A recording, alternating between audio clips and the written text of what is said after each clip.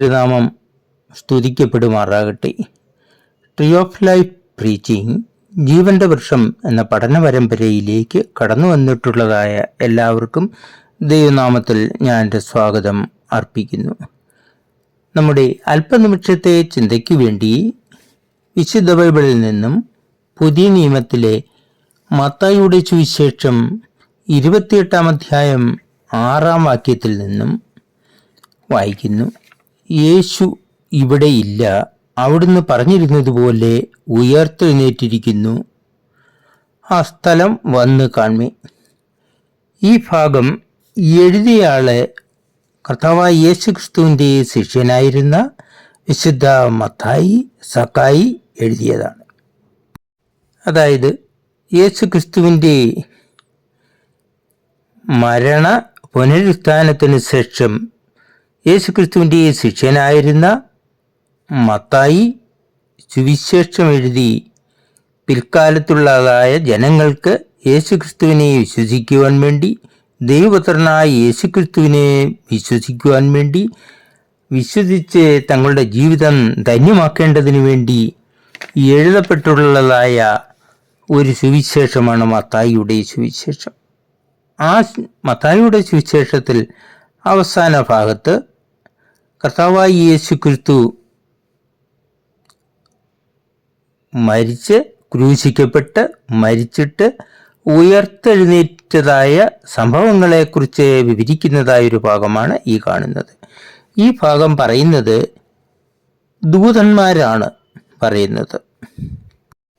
അതായത് യേശുക്രിസ്തു ക്രൂശിക്കപ്പെട്ട് വീണ്ടും അടക്കപ്പെട്ടതിന് ശേഷം 3-ാം ദിവസം അതികാലി മഗ്ദലക്കാരത്തി മറിയയും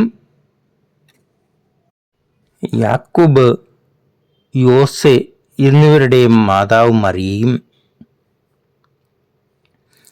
സബദി പത്നിയായ സലോമിയും, അതായത് യാക്കോബ്, യോഹന്നാൻ മുതലായവരുടെ മാതാവും ആയ സ്ത്രീകൾ, മറ്റുള്ളവരുടെ പേരുകളൊന്നും വിശുദ്ധ ബൈബിൾ വിവരിക്കുന്നില്ല. ഈ 3 പേരുടെ പേരുകളാണ് 2 മറിയമും സലോമിയെയും കുറിച്ചും അവിടെ പറയുന്നു. അവർ ആദ്യകാലത്തെ യേശുക്രിസ്തുവിൻ്റെ ശവക്കല്ലറിയിൽ സുഗന്ധവർഗം ഇടേണ്ടതിന് എന്നാണ് വിശുദ്ധ ബൈബിൾ രേഖപ്പെടുത്തുന്നത്. കല്ലറയ്ക്കൽ ചെല്ലുമ്പോൾ അവിടെ ദൂതന്മാരെയാണ് കണ്ടത്. അതിൽ ഒരു ദൂതൻ അവരോട് പറയുകയാണ്, യേശുക്രിസ്തു ഇവിടെ ഇല്ല, അവിടുന്ന് പറഞ്ഞിരുന്നതുപോലെ, ജീവിതകാലത്തെ യേശുക്രിസ്തു പറഞ്ഞിരുന്നതുപോലെ തന്നെ ഉയർത്തെഴുന്നേറ്റിരിക്കുന്നു എന്ന്. ആ ശരീരം വച്ചിരുന്നതായ സ്ഥലം വന്ന് കാൺമീൻ എന്ന് ദൂതന്മാർ ഈ സ്ത്രീകളോട് പറയുന്നതായ വാക്യമാണ് നാം ഇവിടെ വായിച്ചത്. അതായത് വിശുദ്ധ മത്തായി തൻ്റെ സുവിശേഷത്തിൻ്റെ അവസാന ഭാഗത്ത് എഴുതിയിരിക്കുന്നതായ ഭാഗമാണ്. കർത്താവായ യേശുക്രിസ്തു 26-ാം അധ്യായത്തിലും 27-ാം അധ്യായത്തിലുമൊക്കെ മത്തായിയുടെ ഭാഗങ്ങളിലും ഇതര സുവിശേഷങ്ങളിലും എഴുതിയിരിക്കുന്ന പോലെ കർത്താവായ യേശുക്രിസ്തു ഈ ഭൂമിയിൽ വന്ന് ജഡ അവതാരത്തിൽ, മനുഷ്യ അവതാരത്തിൽ വരികയും ജീവിക്കുകയും അവസാനം 2 ഗ്രൂപ്പുകാർ ചേർന്ന് യേശുക്രിസ്തുവിനെ കുരിശിൽ തറയ്ക്കുകയും ചെയ്തു. മരിച്ചപ്പോൾ ത്തിയിലെ യോസേഫ് തൻ്റെ മഹനീയമായ അനുഗ്രഹപ്പെട്ടതായ തൻ്റെ ശവക്കല്ലറയിൽ പാറയിൽ വെട്ടിയിരിക്കുന്ന, ആരെയും വെച്ചിട്ടില്ലാത്തതായ ആ കല്ലറയിൽ യേശുക്രിസ്തുവിൻ്റെ ജഡം അടക്കം ചെയ്തു. പീലാത്തോസ് യേശുക്രിസ്തുവിനെ ക്രൂശിൽ തറച്ച് കൊല്ലുന്നതിന് വേണ്ടി അനുവാദം കൊടുത്തു. മരണം കഴിഞ്ഞപ്പോൾ അരിമത്തിയിലെ യോസേപ്പ്, അവരുടെ തന്നെ മന്ത്രിയായിരുന്ന യോസേപ്പ്, യേശുക്രിസ്തുവിൻ്റെ ശിഷ്യനായിരുന്ന, രഹസ്യത്തിൽ യേശുക്രിസ്തുവിൻ്റെ ശിഷ്യനായിരുന്നതായ അരിമത്തിയിലെ യോസഫ് എന്നാണ് വിശുദ്ധ ബൈബിൾ രേഖപ്പെടുന്നത്. യേശുക്രിസ്തുവിൻ്റെ ശരീരം വാങ്ങി പുതിയ കല്ലറയിൽ അടക്കം ചെയ്തു ആ അടക്കം ചെയ്തെടുത്ത് 3-ാം ദിവസത്തെ അടക്കം ചെയ്തെടുത്ത് റോമ ഗവൺമെൻറ് ശരിയായ സെക്യൂരിറ്റിയും പട്ടാളക്കാരെയും നിർത്തിയിരുന്നു. എന്നിട്ടും 3-ാം ദിവസം യേശുക്രിസ്തു ഉയർത്തെഴുന്നേറ്റു എന്ന് പറഞ്ഞിരുന്നതിനാൽ അത് എങ്ങനെ സംഭവിക്കും, ചിലപ്പോൾ സംഭവിച്ചാലോ എന്ന് അറിയുന്നതിന് വേണ്ടി അതിന് പട്ടാളക്കാരെയും കാവലും നിർത്തിയിരുന്നു. യേശുക്രിസ്തു ഉയർത്തെഴുന്നേറ്റു പോയ വിവരമാണ് ഈ ദൂതന്മാർ കല്ലറയിലെങ്കിൽ ചെന്നതായ സ്ത്രീകളോട് പറയുന്നത്. യേശുക്രിസ്തു ഇവിടെയില്ല, യേശുക്രിസ്തു ഉയർത്തെഴുന്നേറ്റു. വിശുദ്ധ ബൈബിളിൽ നാം പഠിക്കുമ്പോൾ യേശുക്രിസ്തു സ്വർഗത്തിൽ പിതാവായ ദൈവത്തോടൊത്ത്, ദൈവത്തിൻ്റെ അടുത്ത്, ദൈവത്തിൻ്റെ വലതുഭാഗത്ത്, ദൈവത്തോടടുത്ത് തന്നെ സമനായി അവിടെ ഇരുന്ന വ്യക്തിയാണ്, ദൈവരൂപത്തിലിരിക്കുന്നതായ വ്യക്തി. അങ്ങനെ ദൈവരൂപത്തിലിരിക്കുന്നതായ വ്യക്തിയെ, ദൈവപുത്രനായ വ്യക്തിയെ പിതാവായ ദൈവം ഭൂമിയിലേക്ക് മനുഷ്യാവതാരത്തിൽ മറ്റൊരു ശരീരവുമായിട്ട് ഭൂമിയിലേക്ക് അയച്ചു. അത് അയച്ചത് തന്നെ മനുഷ്യരുടെ പാപബന്ധങ്ങളിൽ നിന്നും പാപത്തിന് ക്ഷമ കൊടുത്തിട്ട് മനുഷ്യനെ പാപബന്ധനങ്ങളിൽ നിന്നും രക്ഷിക്കുന്നതിന് വേണ്ടിയായിരുന്നു. ഇവിടെ യേശുക്രിസ്തു വിശുദ്ധ ബൈബിളിൽ പറയുന്നതനുസരിച്ച് യേശുക്രിസ്തു കുരിശിൽ റോമ ഗവൺമെൻറ്റിൻ്റെ പടയാളികളാൽ, യഹൂദന്മാരുടെ പള്ളിപ്രമാണികളാൽ പറഞ്ഞിട്ട് സമ്മതിച്ചിട്ട് റോമ ഗവൺമെൻറ്റിൻ്റെ അനുവാദത്തോടുകൂടി റോമ ഗവൺമെൻറ് ഭരണാധികാരിയായ പീലാത്തോസിൻ്റെ ജഡ്ജ്മെൻറ്റോടുകൂടി റോമൻ പട്ടാളം യേശുക്രിസ്തുവിനെ കുരിശിൽ തറച്ച് കൊന്നു എന്നാണ്. അപ്പോൾ ഒരു ഭൂരിഭാഗം ജനങ്ങളും, അധികത്തർ ജനങ്ങളും യേശുക്രിസ്തുവിൻ്റെ ആ വ്യക്തിത്വത്തിൽ വിശ്വസിക്കുകയും യേശുക്രിസ്തുവിനെ ദൈവപുത്രനായി ആരാധിക്കുകയും ചെയ്യുമ്പോൾ മറ്റൊരു ഗ്രൂപ്പ് ചോദിക്കുന്നു. അപ്പോൾ സ്വാഭാവികമായിട്ടും ഉയർന്നു വരുന്നതായ ഒരു ചോദ്യമാണ്, യേശുക്രിസ്തു ദൈവമായിരിക്കെ എങ്ങനെയാണ് മരിച്ചത്? മരിച്ചിട്ടല്ലേ ഉയർത്തെഴുന്നേറ്റത്?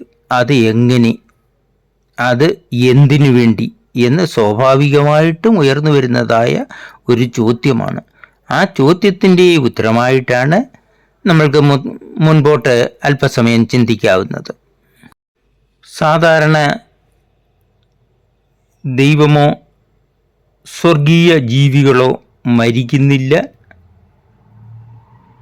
ദൂതന്മാരെക്കുറിച്ച് ദൈവം ദൂതന്മാരെ സൃഷ്ടിച്ചതാണ് എന്ന് പറയുന്നു.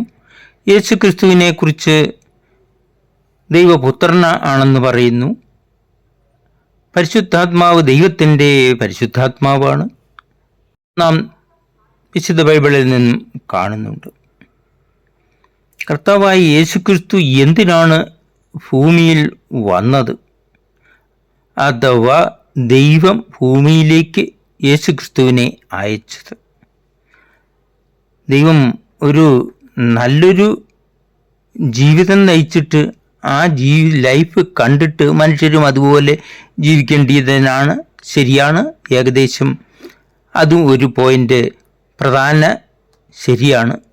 എന്നാൽ തന്നെയും ദൈവ ഉദ്ദേശത്തിൽ മനുഷ്യരുടെ പാപങ്ങളെ, മനുഷ്യരുടെ തെറ്റുകളെ ക്ഷമിച്ചിട്ട് മനുഷ്യരെ ദൈവതുല്യം വിശുദ്ധിയിലേക്ക് ആക്കുന്നതിനാണ് ദൈവിക പദ്ധതി ഉണ്ടായിരുന്നത്. അതായത് വിശുദ്ധ ബൈബിൾ പ്രമാണമനുസരിച്ച് ഉൽപ്പത്തി പുസ്തകത്തിൽ ദൈവം മനുഷ്യനെ സൃഷ്ടിച്ചു, ദൈവം ഭൂമിയെ സൃഷ്ടിച്ചു, ഭൂമണ്ഡലത്തിലുള്ള സർവ്വതിനെയും സൃഷ്ടിച്ചു, ഭൂമിക്ക് മുകളിലുള്ള നക്ഷത്രങ്ങളെയും സർവ്വഗ്രഹങ്ങളെയും സൃഷ്ടിച്ചു. അതിനുശേഷം ദൈവം മനുഷ്യനെ സൃഷ്ടിച്ചു. ഉൽപ്പത്തി പുസ്തകം 1-ാം അധ്യായം 27-ാം വാക്യത്തിൽ ദൈവം തൻ്റെ സ്വരൂപത്തിൽ മനുഷ്യനെ സൃഷ്ടിച്ചു, ദൈവത്തിൻ്റെ സ്വരൂപത്തിൽ മനുഷ്യനെ സൃഷ്ടിച്ചു എന്നാണ് വിശുദ്ധ ബൈബിൾ രേഖപ്പെടുത്തുന്നത്. God created man in his own image. ദൈവത്തിൻ്റെ ഇമേജിൽ തന്നെ മനുഷ്യനെ സൃഷ്ടിച്ചു. മനുഷ്യൻ്റെ ഭാര്യയായ ഹവ്വയെയും ദൈവം മനുഷ്യനിൽ നിന്ന് തന്നെ സൃഷ്ടിച്ചു. അങ്ങനെ ഇരിക്കുമ്പോൾ ദൈവ സ്വഭാവത്തിൽ ആണ് മനുഷ്യനെ സൃഷ്ടിച്ചത് എന്ന് കാണുമ്പോൾ നമുക്ക് മനസ്സിലാക്കുവാൻ സാധിക്കും, ദൈവം മരിക്കുന്നില്ല. ദൈവം സ്വയമേവ ജനിച്ച സ്വയമേവ ഉള്ള ദൈവമാണ്. ജനിച്ചതിനെക്കുറിച്ചും പറയുന്നില്ല. ദൈവം ജനിക്കുന്നുമില്ല, മരിക്കുന്നുമില്ല. ദൈവം ഉള്ളതാണ്, നേരത്തെ തന്നെ അങ്ങനെ തന്നെ ഉള്ളതാണ്. ആ ദൈവത്തിൻ്റെ പുത്രനായ യേശു ക്രിസ്തു ദൈവത്തോടൊപ്പം സ്വർഗത്തിൽ ഉണ്ടായിരുന്നു. മനുഷ്യനെ ദൈവം ഭൂമിയിലേക്ക് സൃഷ്ടിച്ചപ്പോൾ ദൈവരൂപത്തിൽ സൃഷ്ടിച്ചു എന്നും നമുക്ക് കാണുന്നു.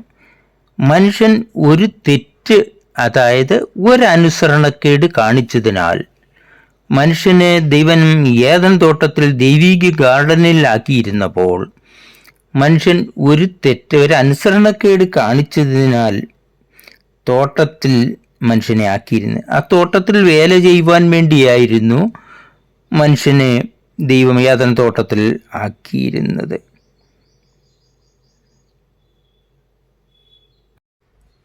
അതായത് മനുഷ്യൻ ആദവും ഹവ്വയും ഏദൻ തോട്ടത്തിൽ ദൈവം പല ഫലവൃക്ഷാദികളും കൊടുത്തിരുന്നു. അതിൽ നടുവിൽ നിന്നുള്ളതായ ഒരു വൃക്ഷത്തിൻ്റെ ഫലം അത് ഭക്ഷിക്കരുതേ എന്ന് പറഞ്ഞത് അറിയാതെ അബദ്ധത്തിൽ ദൈവം പറഞ്ഞതായ ഭാഗത്തെ അത്ര ഗവനിക്കാതെ ആ ഭാഗത്തു നിന്നും ഫലം പറിച്ച് തിന്നുകയും നടുവിലത്തെ തിന്നരുത് എന്ന് പറഞ്ഞിരുന്നതായ ദൈവം കൽപ്പിച്ചിരുന്നതായ ഫലം ഭക്ഷിക്കുകയും ചെയ്തു.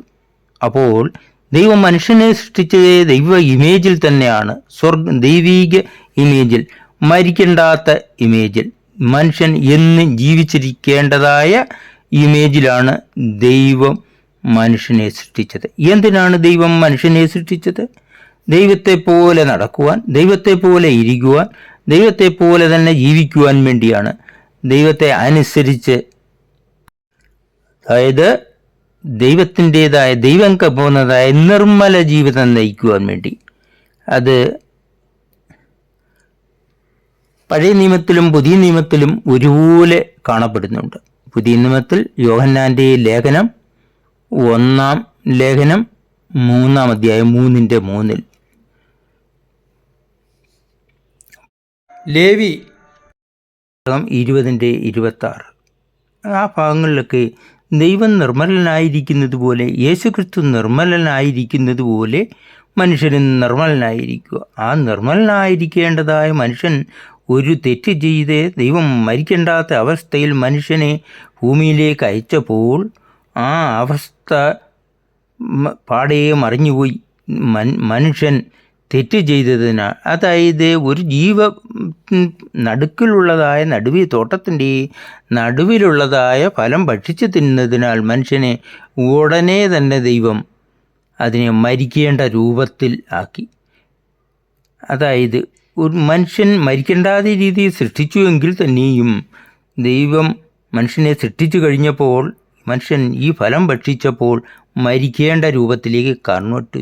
ആ നടുവിലുള്ള ഫലം ഭക്ഷിക്കുന്ന നാളിൽ നീ മരിക്കും. ആ നാളിൽ മനുഷ്യൻ്റെ കൺവേർട്ട് ചെയ്തു, മരിക്കേണ്ട രൂപത്തിലേക്ക് മനുഷ്യനെ കൺവേർട്ട് ചെയ്തു. അതായത് മനുഷ്യ ശരീരത്തിൽ പിന്നെ രോഗങ്ങളും ദുഃഖങ്ങളും പ്രയാസങ്ങളും കഷ്ടപ്പാടുകളും ഉണ്ടാകാം. പിന്നെ അതിനോട് പുറകിൽ വരുന്നത് മരണമാണ്. അങ്ങനെ മരിച്ചു പോകുന്നതായ ഒരു മരണം മനുഷ്യലോകത്തിലേക്ക് വന്നു കഴിഞ്ഞു. അതിനെയാണ് എബ്രായ ലേഖനത്തിൽ നാം കാണുന്നത്, ഏകമനുഷ്യനാൽ പാപവും പാപത്താൽ മരണവും ലോകത്തിലേക്ക് വന്നു. അങ്ങനെയും മരണം ലോകത്തിലേക്ക് വന്നപ്പോൾ പിന്നെ ദൈവത്തെ ആരാധിക്കാൻ വേണ്ടി മരണതുല്യമായ മനുഷ്യർ ദൈവത്തെ ആരാധിക്കുവാൻ വേണ്ടി ദൈവം വിശുദ്ധി ചെയ്യണം. ദൈവം പിന്നെ തന്നെ അവരെ നിർമ്മലീകരിക്കണം. അതിനുവേണ്ടിയാണ് ദൈവം തൻ്റെ പുത്രനായ യേശുക്രിസ്തുവിനെ ലോകത്തിലേക്ക് അയക്കുകയും മനുഷ്യരുടെ തെറ്റിനാൽ വന്നുപോയ കുറ്റങ്ങളെ ക്ഷമിച്ചുകൊണ്ട് ആ പാപമെല്ലാം വഹിച്ചുകൊണ്ട് തൻ്റെ പുത്രനായ യേശുക്രിസ്തു ലോകത്തിലേക്ക് വന്ന് ആ പാപങ്ങളെല്ലാം സ്വീകരിച്ചുകൊണ്ട് കുരിശിൽ കുരിശിൽ മരിക്കപ്പെടേണ്ടതും. പാപങ്ങളെല്ലാം പാപത്തിൻ്റെ ശിക്ഷ ഏറ്റുകൊണ്ട് ഭൂമിയും മനുഷ്യനായി ജനിച്ച് മനുഷ്യനായി വളർന്ന് മനുഷ്യനായി മരിച്ച് പിന്നെ ദൈവിക രൂപം പ്രാപിച്ച് സ്വർലോക രൂപം പ്രാപിച്ച് ഉയർത്തെഴുന്നേറ്റ് യേശുക്രിസ്തു സ്വർഗത്തിലേക്ക് പോയി. ആ സ്വർഗത്തിലേക്ക് പോകാൻ വേണ്ടി ഉയർത്തെഴുന്നേറ്റ യേശുക്രിസ്തുവിനെയാണ് നാം ഇന്ന് എല്ലാവരും ഉയർപ്പിൻ ഞായറാഴ്ചയായിട്ട് റിസറക്ഷൻ ഡേ ആയിട്ട് നാം കണക്ക് കൂട്ടുന്നത്.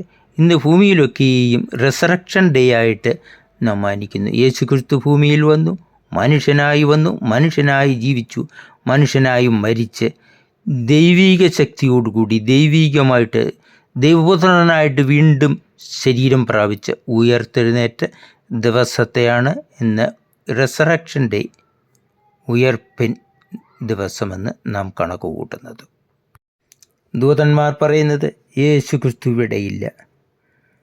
അവിടുന്ന് പറഞ്ഞിരുന്നതുപോലെ അവിടുന്ന് വന്നപ്പോൾ തന്നെ പറഞ്ഞു, കർത്താവായ യേശുക്രിസ്തു മരിച്ചാൽ 3-ാം ദിനം ഉയർത്തെഴുന്നേൽക്കുമെന്ന്. ആ പറഞ്ഞിരുന്നതുപോലെ ഉയർത്തെഴുന്നേറ്റു.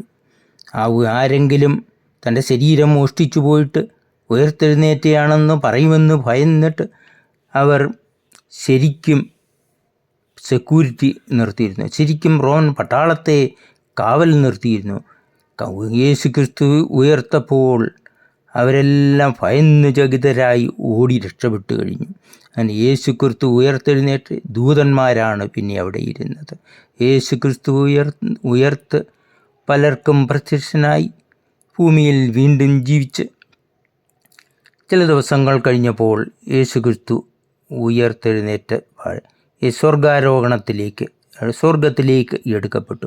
ഒരു മേഘം അവിടത്തേക്ക് മൂടിയിട്ട് ഒരു മേഘം വന്ന് മറഞ്ഞിട്ട് അവിടത്തേക്ക് സ്വർഗത്തിലേക്ക് പോയി എന്നാണ് വിശുദ്ധ ബൈബിൾ രേഖപ്പെടുത്തുന്നത്. ആ യേശുക്രിസ്തുവിനെ വിശ്വസിക്കുന്നവർ അവരുടേതായ പാപങ്ങൾ എന്തെങ്കിലും കുറ്റങ്ങൾ ഉണ്ടെങ്കിൽ, അതായത് ആദമിൽ നിന്നുണ്ടായതായ ഒരനുസരണക്കേട് മൂലം മനുഷ്യർ മരിക്കുന്ന രൂപമായ മരണതുല്യമായ മനുഷ്യർ തൻ്റെ പാപങ്ങൾ യേശുക്രിസ്തുവിൽ അർപ്പിച്ചിട്ട് യേശുക്രിസ്തു പാപപരിഹാരയാഗമായതുകൊണ്ട് മനുഷ്യന് നിത്യജീവൻ പിന്നെ കിട്ടും. പിന്നെ മരിച്ചാൽ പിന്നെ കിട്ടുന്നത് ഉയർത്തെഴുന്നേൽക്കാൻ നിത്യജീവനാണ് കിട്ടുന്നത്. അങ്ങനെ വീണ്ടും കിട്ടുന്നതായ ജീവൻ സ്വർഗീയ രീതിയിൽ ദൈവത്തെ ആരാധിക്കുവാൻ വേണ്ടി, അതായത് ജീവിച്ച് കഴിയും.